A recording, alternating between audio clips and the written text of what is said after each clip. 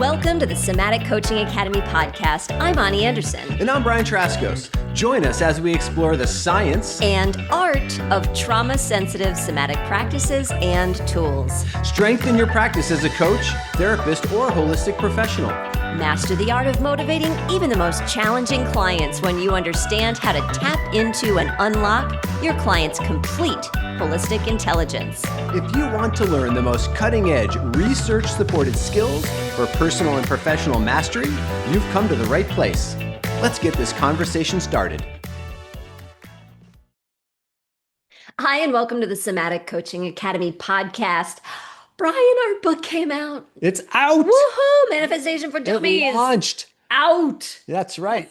Did it. We pushed that book baby out. Woo. Wow. Yeah. Wow. It's circulating itself around the globe even as we speak. So listen, if you're listening to this on podcast day and you don't have your book yet, have some grace because the publisher is doing an absolute best job to get it in your hands. Also, if it's in your hands, yay! Yeah, it's in your hands. Open up the page 35. We're going to read from, no, we're not going to do that. But we hope you are enjoying it. We hope you have your highlighter ready and your little tabs for your pages and your marking things and highlighting and underlining and all that kind of stuff. Talking about it. Ooh, you got to hear this. But hey, if you hate it, then we got to.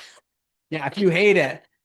So today we've got some therapy for us. Yeah, exactly. You're welcome to join. Yeah, you're welcome to join. So what happened? So today we're going to talk about how to gratefully release criticism and negative reviews. So what happens? Great topic. It's just hilarious that you chose it for today, Brian.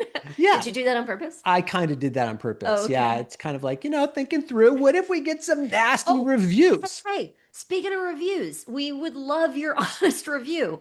Go to Amazon. Amazon's actually the best place to do it. I know not everybody loves Amazon. I get it. And it's actually like the best place to do it algorithmically. Is that a big word? Anyway, go to Amazon and let us know what you think. Leave a review on the book, please. Yeah. We'd really love that. Yeah, that's how we get this work spread out in the world further and further. Just that we would love it. Other people want to know what you think. Yeah. They really do. They want to know what you think. They hear us yapping about what we think all the time. They want to know what you think. So go to Amazon and leave a review. Yeah. And maybe even share some of your own manifestation stories and those sorts of things. Yeah. Super inspiring. Tell us the topic again. So the topic is basically, if you hated the book and you go give a 1-star review, this is how we're going to approach it. But we're sure that you have times in your life where either you have gotten negativity or criticism, and you've had to deal with it, or you hold yourself back in life because you're afraid that's going to happen. Yep. That happens all the time. So this episode is for you if that is a concern of yours. Yeah. And even recently we had one of our students was doing some public speaking and then got a bunch of reviews, of course, after the public speaking. And as she was reviewing them, like the vast majority of them were just great. People loved it. But there were 1 or 2 that were harsh. And of course, because again, as humans, we have a protectivity bias. We then tend to focus on the criticism, the critical reviews. We tend to focus on those negative critical reviews.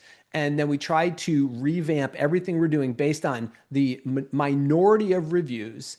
And by the way, then it just hurts and it doesn't feel good and all that kind of stuff. So we're here to really talk about a law that helps you to unravel how to deal with that criticism and negativity. Okay. So it stings. Let's just say criticism stings. Yeah, doesn't it? Yeah. So for the vast majority of our students, including ourselves, you've experienced criticism before. And it's ouchy. Yeah. Doesn't feel good. No. And it doesn't feel good enough that we don't want to experience that again. And our nervous system then will generalize to do things to try to not let that happen again. But inevitably, it happens again.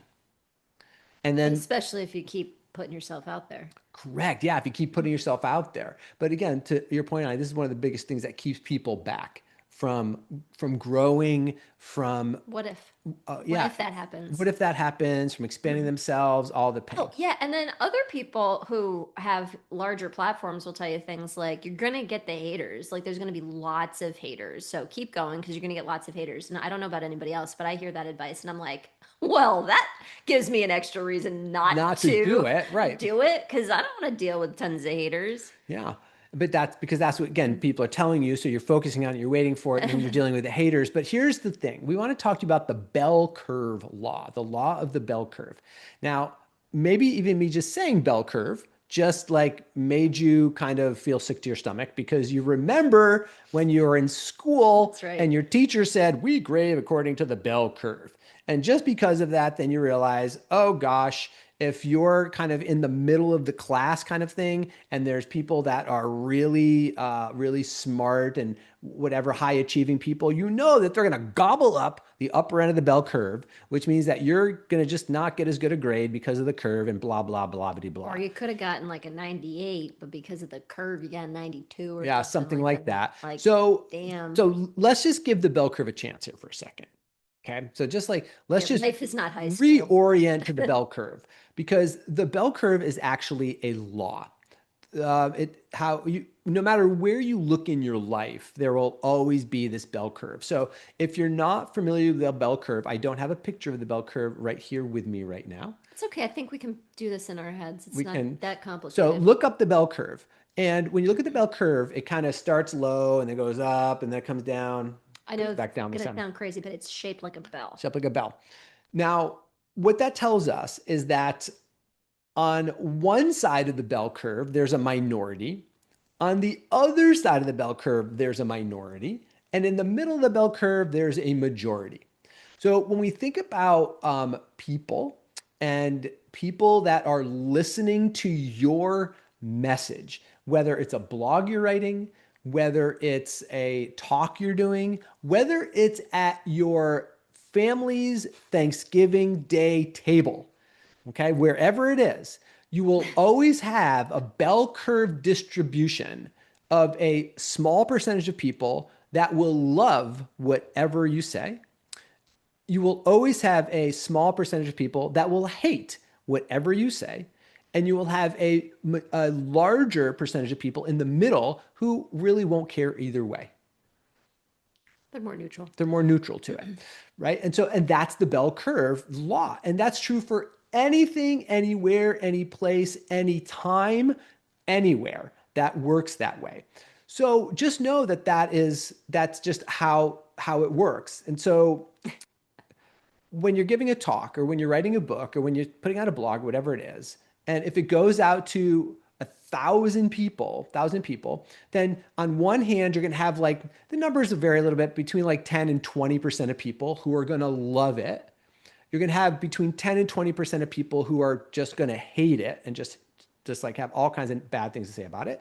And then you're going to have that, 60 to 80% of people in the middle who are like, yeah, that was pretty good. I could go this way. Some things I like, some things that, but they're not really too charged by it in any way, shape, or form. And we're pretty conditioned for giving 5-star reviews in our society. And so the people who are in that middle section are likely to, if they were rating, for example, your talk, give you a 5-star, not a 3, when they go, yeah, it was good.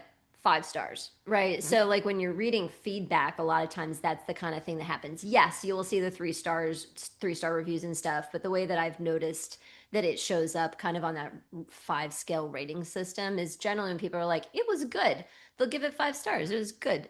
It's not until it wasn't good that people start taking it down a notch with Yeah, their and then that rating. actually goes to 1 star. So if Exactly. you look Very at the often. distribution of reviews, a lot of times there's actually mostly It's five pretty star and polarized. 1 star.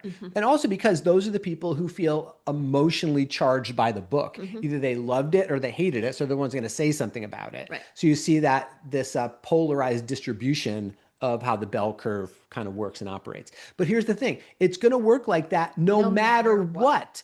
It's going to do that no matter what your talk is about, Yep. No matter what the no matter topic what your is, book's what you about, wore that no day, matter what you wore that how you were day. feeling, Exactly. No matter what book you wrote. whether you stumbled your words or not. Yeah, it's always going to be that percentage. You're always going to have that distribution of a small percentage of people who love it, no matter, love it, a small percentage of people who hate it, and a large percentage in the middle who can go either way, Sometimes sort the of thing. people who hate it say something, and sometimes they don't.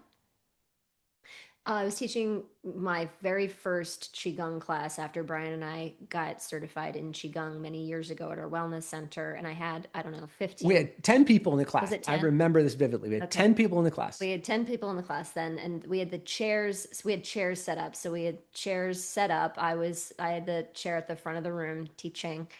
And I was 3 minutes. I mean, it wasn't long enough to actually get any It was kind of, literally under 3 minutes. it was, yeah, so quickly. Um, a person right in the middle of the room stands up, walks out, and leaves. Our main door was off of the classroom area, so they just stood up, turned around, left the class, never saw them again. And I was teaching, of course, and was like, what the heck was that, And then after the class, Brian goes, way to get the bell curve over with right I away. was I like, was like, wow, no kidding. yeah. Ani's like, oh my God, he left. But he's gone. Ani, like the They're one just, person who hated it is gone. you got the bell curve out of the You way. got it out of the And way. it really was true because you can have somebody who doesn't like it who hangs around, Yeah. right? And so that was a blessing. Yeah. It just brings the whole thing down. Yeah, yeah. Right. So yeah, But it was, I was hilarious. we had a Like great rest of that we sure program with the did. 9 people who were like wanted to be there They and were did. like crazy about it, Yeah, it you was know? really funny. And on one end, there was somebody who was like always there really, really early and was super crazy Yeah. about it. There was that end. And then everybody else who was just kind of, super enjoying it. Well, it's really easy to get attached to the people who really, really love it. And remembering this bell curve helps you to be unattached from the negativity too when you notice somebody really, really loves it to not get uber attached to the positivity either. Yeah. It's really That's the important. big point. I'm so glad you're bringing that up, Ani, because the problem isn't the bell curve. The problem is how attached we get to the results of the bell curve. To my point, we were talking about with that student who got really attached to these negative reviews, and it creates so much unsettledness. And we're like, well, how many positive reviews were there? Well, there was equal number of really good reviews, and then a bunch in the middle that were just really good, solid reviews with some with some feedback for how it could improve. There was an emotional charge to it. It's like, oh yeah, I could do things about that. But we get so attached to those negative reviews and criticism. And so we have to know that the bell curve is always going to be the bell curve. And no matter how you're perceiving that, oh my God, everybody hated it.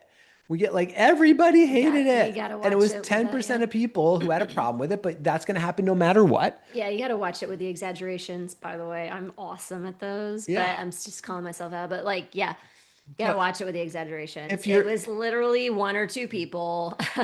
Yeah, that's the point. So if, It if, was if you find one or yourself two saying people. everybody hated it, they really were so nasty and mean, then realize that you're attached to the outcome that you're getting, and you're getting a law-based outcome. You're going to keep getting that outcome again and again and again, no matter what. You're just attaching to the one side of the bell curve. To Ani's point too, if you get too overly attached to the other side of the bell curve, You'll get smacked with the you'll get negativity, smacked man. with the negativity, but you also get sucked into this idea of hubris, because then you think you're actually kind of better, maybe performing better than you really are, and you don't really kind of think about how could I move forward and improve. There's a way to accept everything that is said with other people's opinions and kind of like revel in the joy that people are talking about it and the kind of the idea that people are sharing and people are talking about it.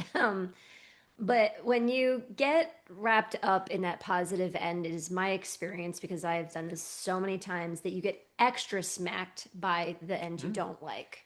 So, my ability to continually, as a practice, remember not to get super sucked into the people who are telling me I'm amazing, because it is so juicy and tempting.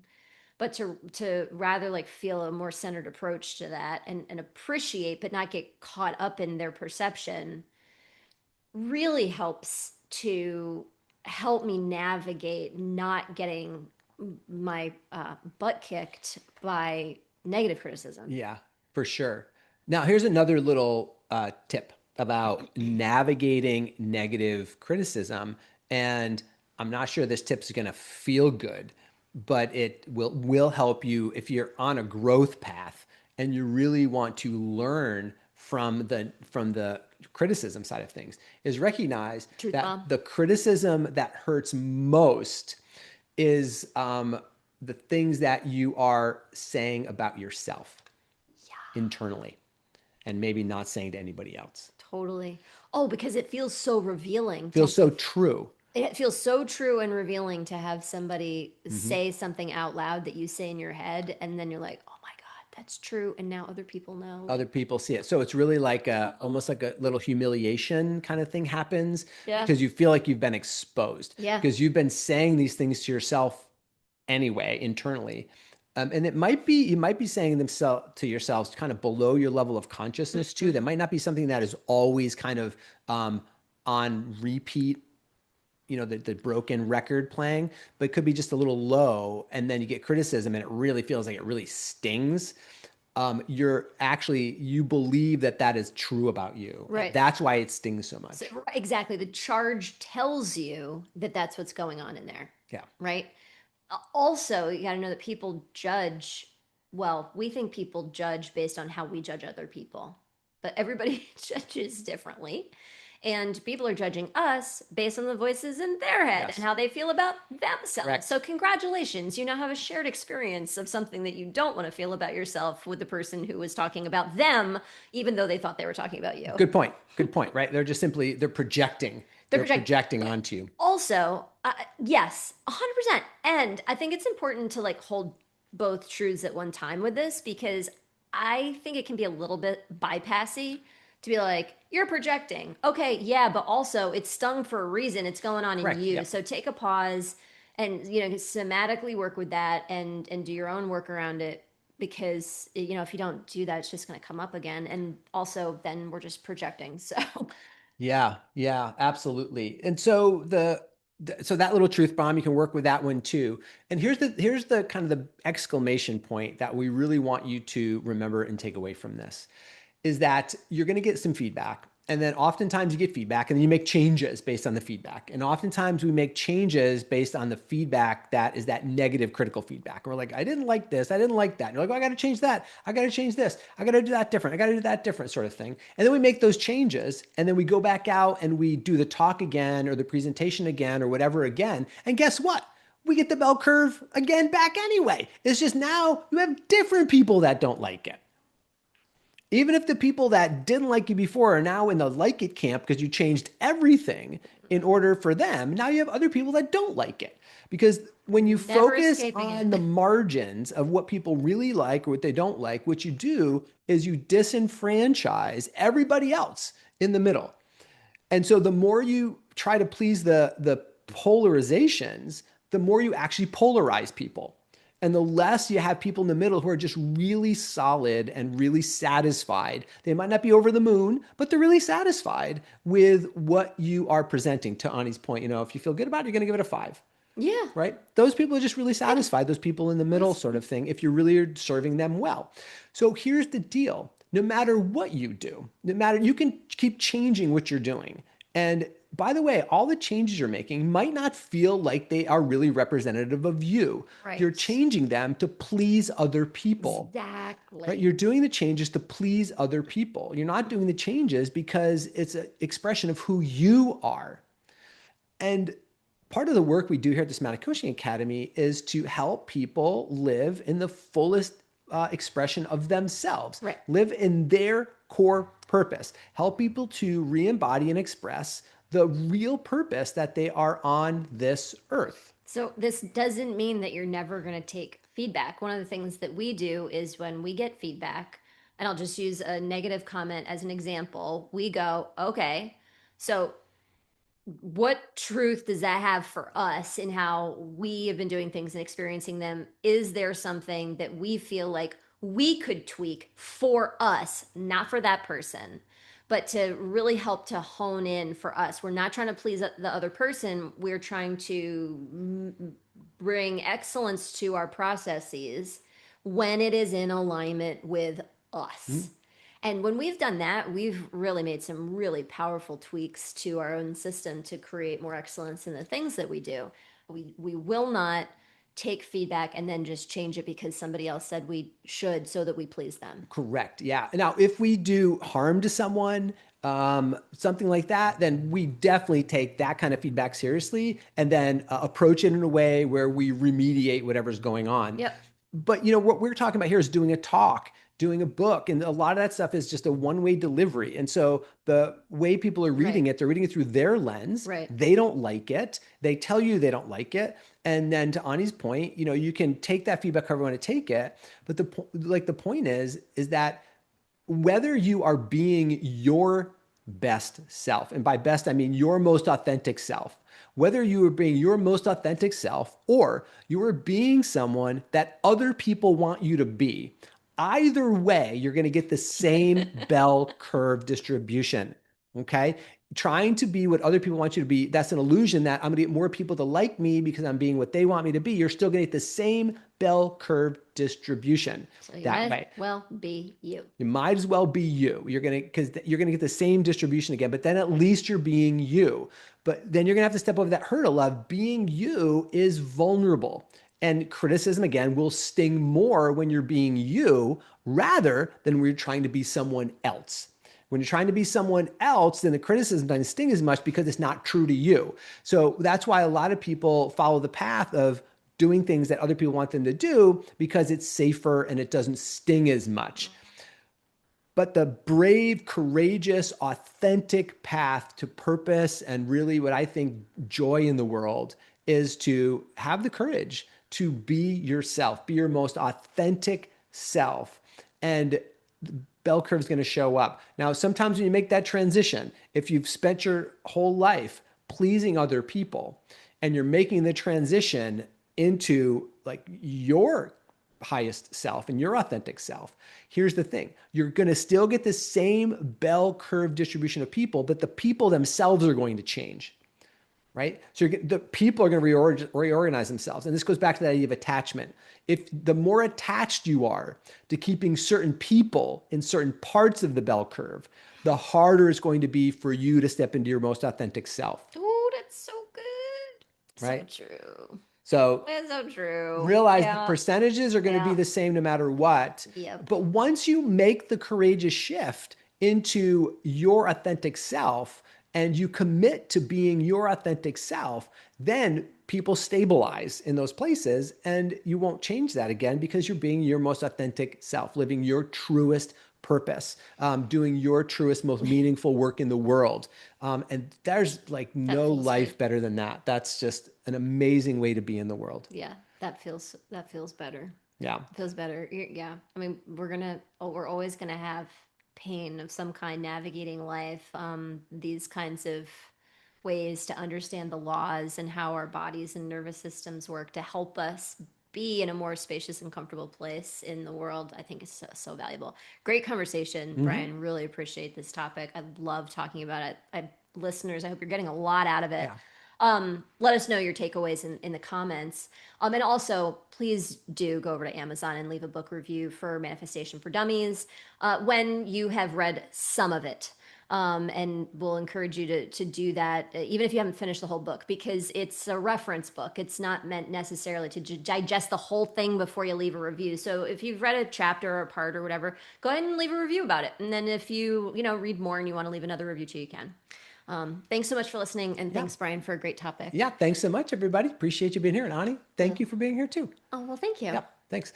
I will, if I get negative reviews later from you, I'll know exactly what to do with them. Never do that, Brian. I would only praise you. Equally as dangerous, it may seem. Okay, I think we gotta go. All right, friends, take care. Bye-bye. Thank you for listening to this episode. We hope that this conversation will help you improve your practice and change the way you think about your work, your clients, and yourself. Continue your exploration of trauma-sensitive somatic coaching by listening to more podcast episodes at somaticcoachingacademy.com. You could be the trusted guide that people turn to help them with their most challenging situations and to reach their most precious goals. Thank you for joining us. We'll see you next time.